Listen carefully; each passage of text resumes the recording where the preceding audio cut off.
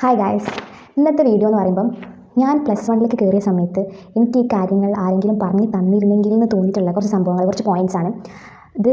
നിങ്ങൾ +1 ഇനി പോകാനിരിക്കുന്ന ആളാണെങ്കിൽ ഓഫ് കോഴ്സ് എന്തായാലും ഉപകാരപ്പെടും. വീഡിയോ ഫുള്ള് കാണാം. Point number 1, it's not a chill year. അതായത് എനിക്കറിയുന്ന ആളുകൾ തന്നെ ഉണ്ടായിരുന്നു ഈ +1 തുടങ്ങിയ സമയത്ത് ഇങ്ങനെ പറയും, നമുക്ക് ഈ ഒരു ഇയർ കുറച്ച് ചില്ല് ചെയ്യാം, നെക്സ്റ്റ് ഇയർ നമുക്ക് പിടിക്കാം, ഈ ഇയർ നമുക്കൊന്ന് ഉഴപ്പി നടന്നാലും വലിയ പ്രശ്നമില്ല, +2 ആകുമ്പോഴേക്കും റെഡിയാക്കി എടുക്കാമെന്ന് പറയുന്ന കുറേ ആൾക്കാരെ ഞാൻ കണ്ടിട്ടുണ്ട്. അങ്ങനെ നിങ്ങളൊരു തീരുമാനം എടുക്കുകയാണെങ്കിൽ അത് വലിയൊരു ബ്ലണ്ടായിരിക്കും. കാരണം ഈ +1 ഈ 10th സ്റ്റേറ്റ് സിലബസ് പഠിച്ചവർക്കറിയാം, +1 എത്തുമ്പോൾ തന്നെ നമുക്ക് നല്ലൊരു ഡിഫറൻസ് തോന്നും. അപ്പം ഈ +1 കൂടെ നമ്മൾ പഠിക്കാതിരുന്ന് കഴിഞ്ഞാൽ +2 എത്തുന്ന സമയത്ത് ഭയങ്കര റിസ്ക്കായി മാറും. കാരണം +1 ഒരുപാട് ബേസിക്സ് ഉണ്ട്, മാത്സും ഫിസിക്സിൻ്റെ ഒക്കെ നല്ല ബേസ് എന്ന് പറയുന്നത് +1 ആയിരിക്കും. ഈ +2 ഇതിൻ്റെ കുറേ ആപ്ലിക്കേഷൻസ് വരുന്ന സമയത്ത് നമുക്ക് നല്ലോണം നമ്മൾ ബുദ്ധിമുട്ടും. അപ്പോൾ ഒരിക്കലും +1 ഒന്ന് ഉഴപ്പി നടന്നിട്ട് +2 പിടിക്കാമെന്ന് ആരും വിചാരിക്കേണ്ട. അത് നിങ്ങൾ ചെയ്യാൻ പോകുന്ന ബിഗ്ഗസ്റ്റ് മിസ്റ്റേക്കാണ്.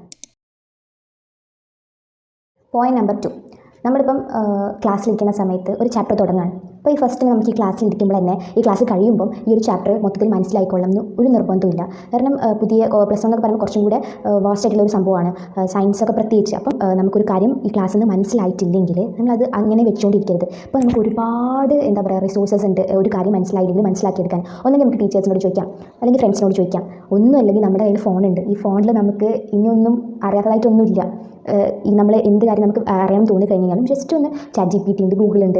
അപ്പം നിങ്ങൾക്കൊരു ഡൗട്ട് വന്ന് അത് വെച്ചുകൊണ്ടിരിക്കുക, അതല്ലെങ്കിൽ അത് പിന്നെ പഠിക്കാം, പിന്നെ നോക്കാം എന്നൊക്കെ വെച്ചിരുന്ന് കഴിഞ്ഞാൽ അങ്ങനെ ഇരിക്കുള്ളൂ. എനിക്ക് അതിന് ഒരുപാട് അനുഭവം ഉണ്ടായിട്ടുണ്ട്. ഞാൻ വിചാരിക്കും അത് നമുക്ക് പിന്നെ ഈ എക്സാമിന് പഠിക്കുമ്പോൾ റെഡിയാക്കി എടുക്കാം, ഇപ്പോൾ ഇതാക്കണ്ട എന്നൊക്കെ വെച്ചിരിക്കും. പക്ഷേ അത് പിന്നെ ആ ഡൗട്ട് ക്ലിയർ ചെയ്യലേ ഉണ്ടാവില്ല. എക്സാമിന് വരുമ്പോഴേക്കും ആ ഒരു സംഭവം വരാം. Point number 3, don't run behind motivation. എല്ലാ ദിവസവും നമുക്ക് പഠിക്കാൻ മോട്ടിവേഷൻ ഉണ്ടാവണമെന്നില്ല. നമ്മൾ അധിക പേരും മോട്ടിവേഷൻ്റെ പിന്നാലെ ഓടുന്ന ആളുകളാണ്. ഇന്നൊരു പഠിക്കാൻ മൂടില്ല, നാളെ പഠിക്കാം, ഇന്നൊരു മോട്ടിവേഷൻ ഇല്ല, എന്തെങ്കിലും മോട്ടിവേഷൻ വീഡിയോ കാണാം. ഒരിക്കലും ഈ മോട്ടിവേഷൻ എന്ന് പറയുന്നത് ഭയങ്കര ടെമ്പററി ആയിട്ടൊരു സാധനമാണ്. അത് ഏത് മോട്ടിവേഷനാണ് എക്സിസ്റ്റ് ചെയ്യാന്ന് വെച്ച് കഴിഞ്ഞാൽ നമ്മൾ തന്നെ എടുക്കുന്ന മോട്ടിവേഷനാണ്. അപ്പോൾ ഒരിക്കലും ഒരു മോട്ടിവേഷന് വേണ്ടി കാത്തു നിൽക്കരുത്. ദിവസവും പറ്റണ ഒരു മിനിമം ഒരു ഹവർ, ഒരു അരമണിക്കൂറെങ്കിലും പഠിക്കാൻ ശ്രമിക്കുക. അത് എന്ത് തന്നെ ആയിക്കോട്ടെ. നമ്മൾ മനുഷ്യന്മാരാണ്, നമുക്ക് എന്താ മൂഡ് സ്വിങ്സ് ഉണ്ടാവും, നമ്മൾ ചിലപ്പോൾ മെൻ്റലി ഓക്കെ ആയിരിക്കില്ല, എന്തും ആവും. പക്ഷേ നമ്മൾ ഒരു ദിവസം വെറുതെ പഠിക്കാതെ കളഞ്ഞു കഴിഞ്ഞാൽ പിന്നെ നമുക്ക് സ്റ്റാർട്ട് ചെയ്യാൻ ഈ ദിവസം ഇങ്ങനെ നീണ്ടുകൊണ്ടേയിരിക്കും നമ്മൾ പഠിക്കാതെ. അപ്പം എല്ലാ ദിവസവും കുറഞ്ഞതൊരു അരമണിക്കൂറെങ്കിലും ആ ബുക്കൊക്കെ ഒന്ന് വായിക്കാൻ വേണ്ടിയിട്ട് ശ്രമിക്കണം. അല്ലെങ്കിൽ ഭയങ്കര ബുദ്ധിമുട്ടാണ്. പിന്നെ എക്സാം ആകുമ്പോഴേക്കും നന്നായിട്ട് നമ്മൾ സ്ട്രെസ്സാവും. നെക്സ്റ്റ് പോയിൻ്റ് എന്താണെന്ന് വെച്ച് കഴിഞ്ഞാൽ ഇത് അധിക പേരും ഇഗ്നോർ ചെയ്യുന്നതാണ്, പക്ഷേ വെരി ഇമ്പോർട്ടൻറ്റ് പോയിൻ്റാണ്. നമ്മൾ ഈ 2 ഇയേഴ്സ്, അതായത് +1 +2 എന്ന് പറഞ്ഞു കഴിഞ്ഞാൽ ജസ്റ്റ് വെറും പഠിക്കാനുള്ള 2 ഇയേഴ്സ് അല്ല, നമ്മുടെ ലൈഫിലൊരു മേജർ 2 ഇയേഴ്സാണെന്ന് പറയാൻ വേണമെങ്കിൽ. കാരണം നമ്മൾ ഭാവിയിലേക്കുള്ള പല കാര്യത്തിനും നമ്മൾ ഈ +2ൻ്റെ മാർക്ക് ഇമ്പോർട്ടൻ്റ് ആണ്.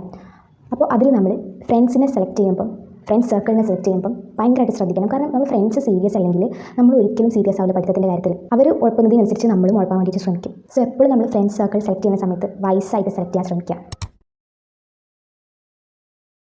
5ാമത്തെ പോയിൻ്റ് എന്താണെന്ന് വെച്ച് കഴിഞ്ഞാൽ ഡോണ്ട് കോപ്പി ടോപ്പേഴ്സ്. അതായത് നമ്മൾ ക്ലാസ്സിൽ ടോപ്പായിട്ടുള്ള പലവരും ഉണ്ടാവും, ടോപ്പേഴ്സ് ആയിട്ടുള്ള.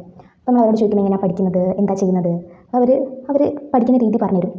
സോ നമ്മൾ വിചാരിക്കും അവരങ്ങനെ ചെയ്തതുകൊണ്ട് നമുക്കും അതേ മാർക്ക് സ്കോർ ചെയ്യാം, നമുക്കും ടോപ്പർ ആവാം, അല്ലെങ്കിൽ അവർ ചെയ്യുന്ന പോലെ ചെയ്ത് കഴിഞ്ഞാൽ എക്സാം നല്ല മാർക്ക് വാങ്ങാം എന്നൊക്കെ നമ്മൾ വിചാരിക്കും. പക്ഷേ അതൊരു പൊട്ടത്തരാണ്. കാരണം നമുക്ക് ചിലപ്പം അവർ ചെയ്യുന്ന ആ മെത്തേഡ് ആയിരിക്കില്ല സ്യൂട്ടാവുക.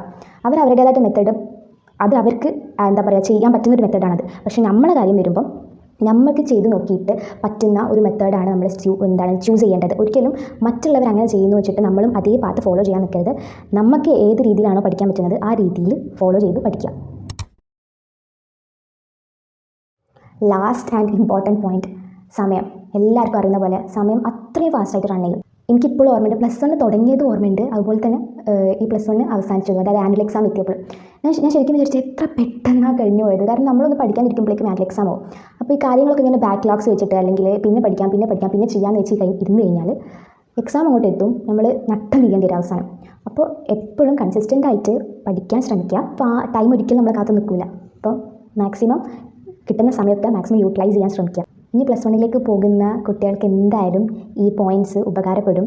നിങ്ങൾ ചെയ്തൊക്കെ ചെറിയ മിസ്റ്റേക്സ് ആണ് സംഭവിക്കുക. പക്ഷേ ആ ചെറിയ മിസ്റ്റേക്സ് നമ്മൾ തിരുത്തി കഴിഞ്ഞ് കഴിഞ്ഞാൽ ഞാൻ ഗ്യാരണ്ടി തരാം, നല്ലൊരു മാർക്ക് അല്ലെങ്കിൽ നല്ലൊരു റിസൾട്ട് നിങ്ങൾക്ക് കിട്ടും. So all the best.